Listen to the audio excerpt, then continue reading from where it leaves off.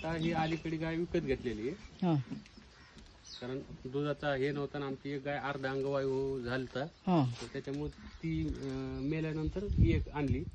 ती मधली लांब शिंगाची गाय आहे, ती फ्रीमध्ये आणली खाटकाकडून, म्हणजे ते काय माणसाकडून फ्रीमध्ये आणली. ते विकत होतात असंच गाभा जात नाही वगैरे म्हणून मग तशीच घेऊन आलो. पलीकडे ती बसलेली खिलार गाय ती 500 रुपयात आणली मी. बर, ती कुठून आणली?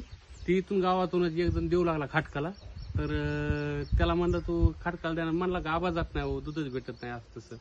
तर म्हणलं ठीक आहे ना, तुला मी 500 रुपये देतो. मग डाव्यासहित 500 रुपयात आणली ती. आणि आज खिला गायांचा नाही का मार्केट आलंय ना, की बैल पळवायचं, तर आज ती जर गाय विकली तरी आज 40-50 हजाराची गाय आहे. आणि तिला गोरा झाला तर लाखभर रुपयाचा गोराच होणार. पण ठीक आहे, आपल्याला गाभण नाही गेलं तर सगळ्यात जास्त गोमूत्र देते खिलार गाय मला. म्हणजे आपल्या शेतीला ती खरोखर गोमाताच आहे. खरोखर, आणि खूप म्हणजे लाखो रुपयाचा फायदा व्हावा लागला ना इकडे. मग काय, त्याच्यामुळे गाय खाली जरी असल्या तरी परवडतात गाय. बघा किती छान, किती प्रेमळ डोळे तिचे.